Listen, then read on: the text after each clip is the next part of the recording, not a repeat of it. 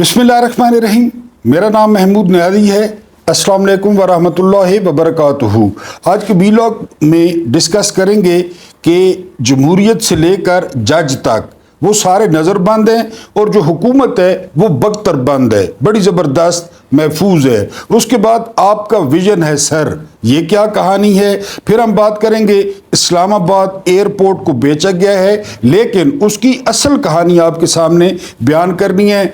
आखिर कादी फ़ायद ईसा मान गए हैं, ये स्टोरी है असद तूर साहब की। और फिर हम डिस्कस करेंगे कि ज़ालिमों कादी जा रहा है।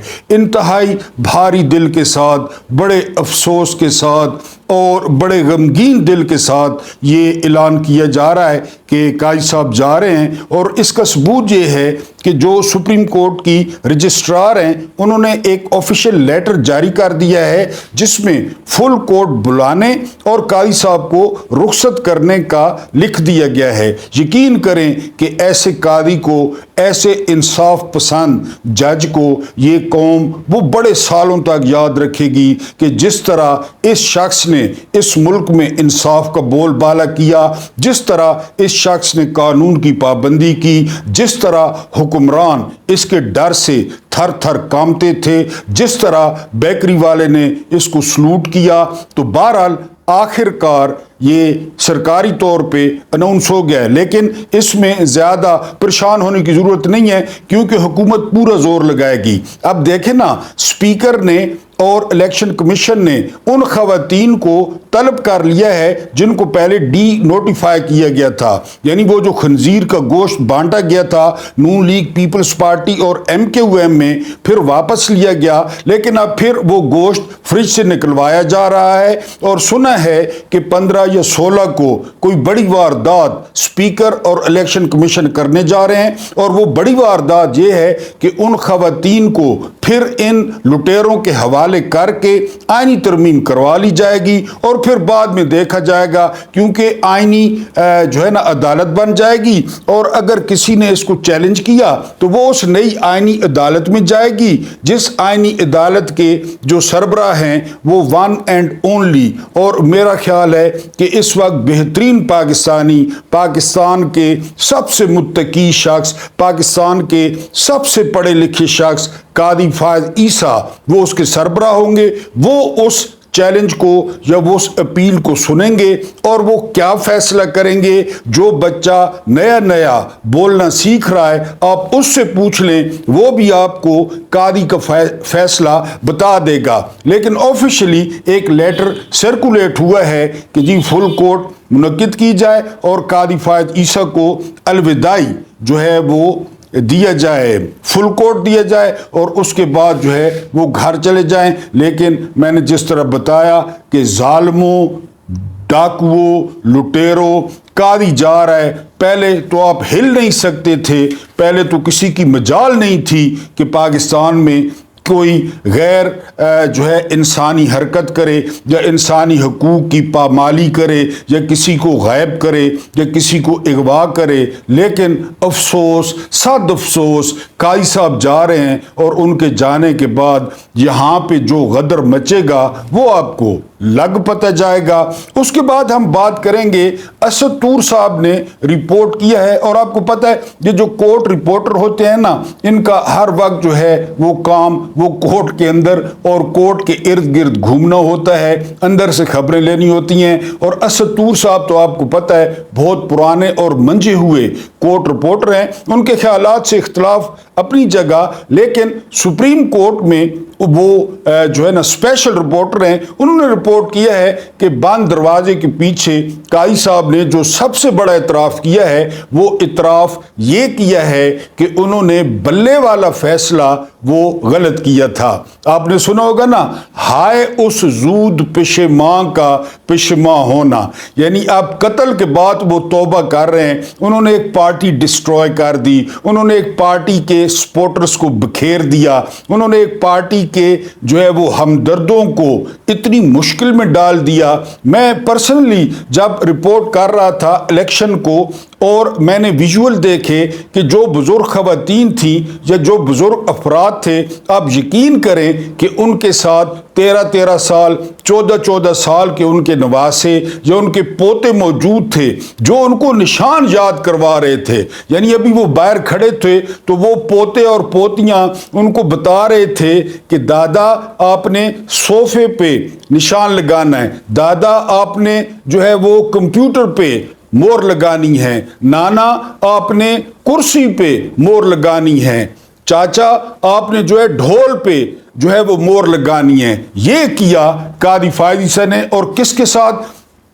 تمام سروس کے مطابق پاکستان کی سب سے مقبول جماعت اور پاکستان کے سب سے مقبول لیڈر کے ساتھ انہوں نے یہ کیا. اور یہ صرف باتیں نہیں ہیں، یہ بات ثابت ہوئی 8 فروری کو. فارم 45 کے مطابق پی ٹی آئی نے پورے ملک میں 2/3 اکثریت لے لی. پھر 9 فروری کو جادو چلا، 9 فروری کو طاقت چلی، اور بقول محمود خان اچکزئی، بقول مولانا فضل الرحمان اور بقول جاوید لطیف کہ ایک سیٹ کا 10 کروڑ روپیہ لیا گیا، فارم 47 تھما دیا گیا، 10 کروڑ جیب میں ڈالے گئے. اور اس کے بعد کئی لوگ جو ہے وہ حاذا من فضل ربی، اس کی وجہ سے وہ کروڑ پتی بن گئے، وہ ارب پتی بن گئے. اور 9 فروری کو قوم کے مینڈیٹ پر ڈاکہ پڑا اور وہ مینڈیٹ چھین لیا گیا. بہرحال قاضی فائز عیسی کو سنا ہے، احساس ہوا ہے، اور انہوں نے کہا ہے کہ یہ میری زندگی کا وہ سب سے جو ہے وہ غلط فیصلہ تھا. لیکن میں قاضی صاحب کی خدمت میں عرض کر دوں، جس طرح پہلے عرض کیا کہ قاضی صاحب یہ فیصلہ اب آپ نہیں کریں گے، آپ کے گھر جانے کی دیر ہے. جس دن آپ گھر جائیں گے اس سے اگلے دن وہ تاریخ اور وقت وہ فیصلہ کرنا شروع کر دے گی. آپ پہ ویلاگز بننا شروع ہو جائیں گے، آپ کے فیصلوں کا پوسٹ مارٹم شروع ہو جائے گا، اور وہ ذرائع ڈھونڈ لیے جائیں گے جن ذرائع سے آپ نے فیصلے لیے. وہ واٹس ایپ نمبر سامنے آ جائیں گے جن واٹس ایپ نمبروں سے آپ کو فیصلے آتے تھے. یہ فیصلہ اب آپ کے ہاتھ میں نہیں ہے. یہ فیصلہ یزید کے ہاتھ میں ہوتا کہ تاریخ میرے بارے میں کیا لکھے گی، کاش فرعون کے ہاتھ میں ہوتا کہ تاریخ میرے بارے میں کیا لکھے گی، ابو جہل اور ابو لہب کے ہاتھ میں ہوتا کہ تاریخ ہمیں کن الفاظ سے یاد رکھے گی. تو قاضی صاحب یہ آپ کے ہاتھ میں نہیں ہے. ویری سوری ٹو سے، اگر 2 نمبری کر کے آپ کو ایکسٹینشن نہیں دی جاتی جس کا ابھی بھی پورا زور لگا رہی ہے حکومت، تو پھر آپ کی ریٹائرمنٹ کے 24 دن بعد تاریخ اپنا فیصلہ سنانا شروع کر دے گی. اور آپ کو سن کے بڑا مزہ آئے گا کہ لوگ آپ کو کس طرح یاد کریں گے. اس کے بعد آپ کا ویژن ہے سر. کرکٹ کی تاریخ میں پہلی دفعہ ہوا ہے کہ ایک ٹیم پہلی اننگز میں 500 سکور کرتی ہے اور پھر اس کے بعد ایک اننگز اور 47 رنز سے وہ ٹیسٹ میچ ہار جاتی ہے. یہ کرکٹ کی قریب کی ہسٹری میں یہ پہلی دفعہ ہو رہا ہے. پہلے تو انہوں نے ایک روڈ پہ ایک ورلڈ کلاس ٹیم کو کھلایا. چلے یہ ورلڈ کلاس نہیں ہے تو انگلینڈ تو ورلڈ کلاس ہے نا. انہوں نے ایک پھٹے پر جو ہے وہ ایک ٹیم کو کھلایا. مائیکل وان نے پہلے دن ہی شدید تنقید کی کہ یہ پچ نہیں ہے، یہ ایک پھٹا ہے، یہ ایک روڈ ہے. اور ناصر حسین نے تبصرہ کیا کہ جو بیٹسمین اس پچ پر 3 گیندیں مس کر دے تو اس کو واپس بلا لینا چاہیے. اب آپ اندازہ کریں کہ یہ کس قسم کی پچ تھی اور کس قسم کی پچ بنائی گئی. لیکن چونکہ ملک نحوست کے سایوں میں ہے، پورے ملک پہ نحوست چھائی ہوئی ہے، وہ نحوست ہر شعبے میں نظر آتی ہے. اور پھر آپ کو پتہ ہے کہ chairman P C B tout ہے، چیئرمین پی سی بی سفارشی ہے، چیئرمین پی سی بی رشتہ دار ہے. دنیا میں یہ جو کرکٹ بورڈ کے سربراہ ہوتے ہیں نا، ان کا نہ صرف تجربہ دیکھا جاتا ہے، ان کی شخصیت دیکھی جاتی ہے، ان کا ٹیمپرامنٹ دیکھا جاتا ہے. بہت سارے امتحانوں سے گزرنے کے بعد کوئی کرکٹنگ ملک اپنا جو ہے وہ سربراہ مقرر کرتا ہے، اس کو ایک چیز کے بارے میں پتہ ہوتا ہے. لیکن یہ وہ بدقسمت دھرتی ہے جہاں پہ نجم سیٹھی جو پارٹ ٹائم صحافی ہے، پارٹ ٹائم ٹاؤٹ ہے، पार्ट टाइम जो है ना वो चेयरमैन क्रिकेट बोर्ड है, या फिर वो चीनी माफिया का सरगना जक्का अशरफ, वो चूंकि जरदारी का पिल्ला है, वो ये जहां क्रिकेट के साथ हो रहा है। इमरान खान के 3.5 साल में क्या हुआ आपने देखा होगा, एक इंतहाई प्रोफेशनल और एक इंतहाई बेहतरीन शख्सियत के मालिक रमीज राजा को चेयरमैन लगाया गया। आपने रिजल्ट्स भी देखे। रमीज राजा के दौर में पाकिस्तान ने इंडिया को वर्ल्ड कप में 10 विकेटों से हराया। यह हिस्ट्री में पहली दफा हुआ, पहली दफा। लेकिन फिर उसके बाद जिस तरह हर शोबा इमरान के बाद वो जुवाल की तरफ गया, तो आपका विजन है सर, क्रिकेट की बर्बादी आपका विजन है, बिल्कुल मुल्क की बर्बादी आपका विजन है, क्रिकेट की बर्बादी आपका विजन है। वो जो है जो कैप्टन बनाया, पहले उसको खिलाते नहीं थे शान मसूद को, फिर उसको कैप्टन बना दिया, और बंदे बता रहे थे कि वो इंग्लिश अच्छी बोल लेता है तो उसको इसलिए जो है वो कैप्टन बना दिया गया। कोई यहाँ पे वर्ल्ड क्लास बाबर आजम है जिसको किंग कहते हैं, कोई यहाँ पे नमाजी परहेजगार रिजवान है जो ग्राउंडों से ज्यादा वो मस्जिदों में मिंबरों पे बैठ के जो है वो वाद और तकरीर करता हुआ दिखाई देता है, वो अदाकार, वो एक्टर। बहरहाल ये आपका विजन है सर, आपका विजन। वो तो शुक्र करें कि वो हैरी ब्रोक्स आउट हो गया, वरना वो 408 वाला रिकॉर्ड तोड़ने लगा था ब्रायन लारा का, वो भी हमारे गले पड़ जाता। बहरहाल जिस तरह इस मुल्क का हर शोबा, यानी मैं आपको सिंपल सी मिसाल दूं क्रिकेट के साथ, इमरान खान के दौर में टेक्सटाइल वालों को स्किल्ड लेबर नहीं मिलती थी, यानी उनको हुनरमंद मजदूर नहीं मिलते थे, अब वो बंद हो रहा है। सारे शोबे इसी तरह हैं, सारे शोबे। और ये भी दुनिया का रिकॉर्ड है कि जो स्टॉक एक्सचेंज है वो आसमान की बुलंदियों को छू रही है और हर तरफ भूख नाच रही है। ये भी इसी मुल्क में हो रहा है, क्योंकि स्टॉक एक्सचेंज में ब्रोकर बैठे हैं, दलाल बैठे हैं, वो किसी की मर्जी पर ऊपर ले जाते हैं, किसी की मर्जी पर नीचे ले आते हैं। ये ना समझें दूसरी दुनिया में स्टॉक एक्सचेंज वो तरक्की की इलामत है, लेकिन यहां धोखे की इलामत है, यहां ठगी की इलामत है कि ठगी की जा रही है। देखें जी शेयर जा रहे हैं और आ रहे हैं, ये इशारा करते हैं वो ऊपर चली जाती है, ये इशारा, यानी हर चीज 2 नंबर। जिस तरह सुर्ख मिर्चें 2 नंबर, दूध 2 नंबर, खाने की चीजें 2 नंबर, स्टॉक एक्सचेंज भी 2 नंबर, और क्रिकेट बोर्ड भी 2 नंबर, क्रिकेट बोर्ड का चेयरमैन भी 2 नंबर। बहरहाल ये आपका विजन है सर, ये आपका विजन है जो इंग्लैंड ने इससे पहले लंबा पा के जो बंगाली धो कर गए हैं, वो छित्रोल करके गए हैं, क्लीन स्वीप। अब इंग्लैंड की बारी है, और इंग्लैंड तो वैसे भी हमारे मालिक हैं, आपको पता है साहब का, उनके आगे हारने से एक तो ताल्लुकात बेहतर होंगे, और दूसरा जो है वो गोरियां भी काफी सारी आई हुई हैं, तो जरा माहौल शौल बना रहेगा। आपको पता है लटरन बटरन। फिर उसके बाद इस्लामाबाद एयरपोर्ट, पहली बात तो ये आपने सुन ली होगी कि बेच दिया गया है, ठीक है जी। अब बिका किस तरह है, असल बात ये है, बिका इस तरह है कि 2 कंपनीज थी बहुत बड़ी, उन्होंने, जाहिर है जिसने एयरपोर्ट खरीदना है वो भी इस्लामाबाद इंटरनेशनल एयरपोर्ट, तो उन्होंने बोली देनी थी। अब हुआ क्या, जिसको देना था, जिसको एक बंदे ने घर आकर, एक बच्चे ने अम्मी को बताया कि मैं जो है ना वो रेस में फर्स्ट आया हूं, तो उसकी अम्मी ने पूछा कि कितने लड़के या कितने बच्चे थे, तो उस लड़के ने बताया कि मैं अकेला था, तो उसने फर्स्ट ही आना था ना। यहां पे जिस कंपनी को एयरपोर्ट देना था उस कंपनी की बोली ली गई, उस कंपनी से मुलाकातें की गई, उस कंपनी से मुआहदा किया गया, और एक और कंपनी थी जिसके बारे में सुना जा रहा है कि वो इससे ज्यादा बोली देने जा रही थी, वो ज्यादा सहूलियात देने जा रही थी, लेकिन उस बोली को अंदर भी नहीं, उस कंपनी को अंदर भी नहीं जाने दिया गया, उससे बात भी नहीं की गई।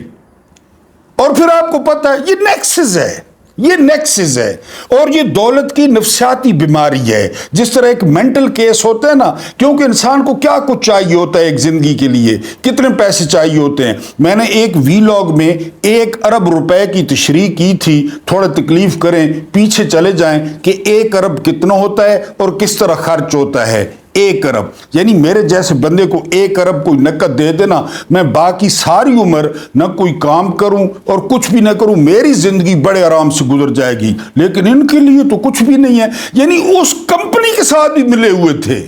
जिस कंपनी ने एक तो एयरपोर्ट जो है ना वो गया, वो तो ठीक है, ये मेरा चूंकि ज़िला मियाँ वाली है तो वहाँ पे नशइयों की तादाद ज़्यादा है, तो वो फिर पहले तो पैसे शैसे कोई देता रहता है, लेकिन जब वो एंड पे पहुँचते हैं ना वो फिर भांडे बेचते हैं।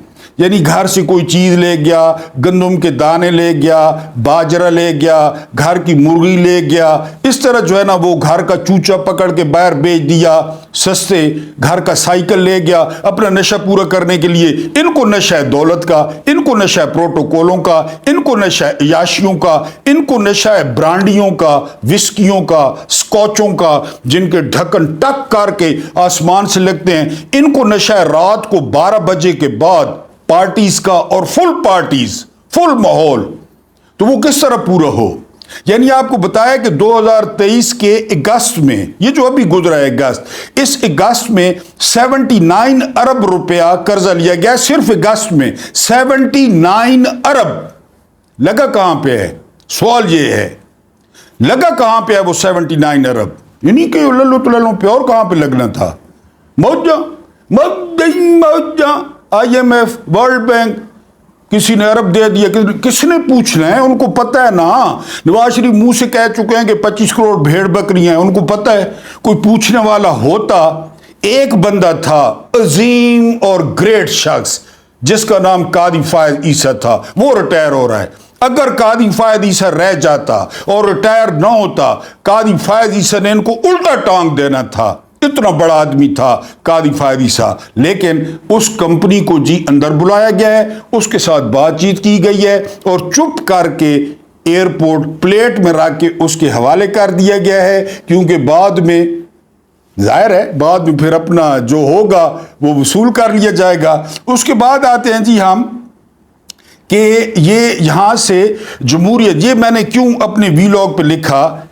एक सवाल किया जा रहा है आमिर फारूक के सामने, और एक अकलौते भाई की वो बहन जो अभी जेल से बाहर है, वो दरखास्त डाली है कि मुझे भाई से मिलने दिया जाए, क्योंकि वहाँ से रिपोर्ट्स आ रही हैं कि 6 दिन से इमरान खान ने सूरज की रोशनी नहीं देखी, 6 दिन से इमरान खान का खाना अच्छा नहीं है। अब ये नहीं है कि खाने में जहर मिलाया जा रहा है, लेकिन इनके पास वो तरीके हैं कि ज़हनी तौर पे थकाया जा सकता है, ज़हनी तौर पे मफलूज किया जा सकता है, मुज़ामत जिसे आप जो है ना वो इम्यूनिटी कहते हैं वो कम की जा सकती है। किसी को कोई नहीं पता।